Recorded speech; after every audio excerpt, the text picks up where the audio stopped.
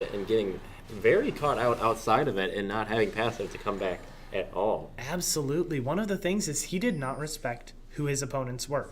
And when they took advantage of the fact that Zach was very out of position, they landed some very, very powerful damage coming from that Varus. With his very tank shredding build, he was able to take down someone with so much health. But more notably, he was able to do this because Zach hadn't actually itemized against defense against AD. Baron is looking to fall. Rengar jumping and in. Is Rengar jumps. Steal? No, Zach gets the seal, and a Zach ult ends up pushing people out of pit. Zach uses his jump to try to engage on the Orianna, but it seems that Final Silence is walking out clean. Rengar able to just get out of there by the skin of his teeth with that Thresh Lantern.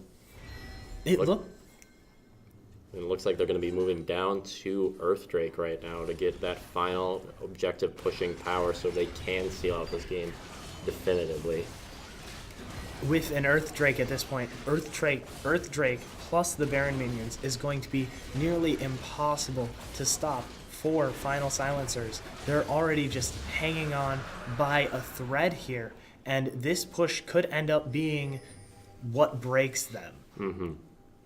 They have only one turret as their defensive structure remaining in the game, which means that with the incredible tanky stature of Custom Elite, they could easily go for a tower dive and end up being completely safe.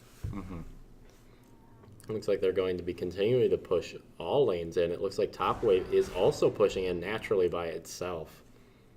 I'm honestly somewhat surprised that the Shen hasn't roamed up to try to push that further. His ult is currently available, and getting those Baron-empowered minions in a side lane would be incredibly powerful for Custom Elite. I think he's chosen to pick to be here for this fight because this is going to probably decide it right here and right now. Absolutely. And we are seeing this turret slowly get whittled down by these cannon minions empowered by Baron, just able to attack from such a far range. Shen going in a little bit deep, trying to get close to that Ori. Zach jumps in, he misses everyone, but Shen ends up getting a good engage onto the Varus. There's a fight going down. Zach is ulting. A redemption by the red team, and it heals several members. Redemption coming in from blue team, and it seems that Lucian is looking pretty low, and he gets destroyed by the Varus. Looks like this Vladimir is causing a lot of problems, but he ends up falling just like so many other members of Final Silencers. And this is just going to be a push for the win style happening here for Custom Elite, looking to secure their place in the quarterfinals. 4 members remaining versus 2 members remaining. Lucian getting not caught in that Terraco, but it will not matter as they close out the game 3 of the redemption round, going to Custom Elite here. As we have seen, Custom Elite, when they get the gold lead, is incredibly good at holding it and pushing it forward for the victory. Final Silencers fought back and regained the gold lead, if a small amount, very briefly throughout that matchup.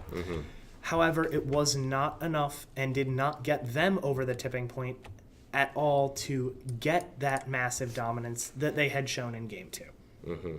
All right, and with that, we will go to an intermission as we move into our quarterfinal match. Hopefully, it'll be very exciting as we carry on with the rest of the night.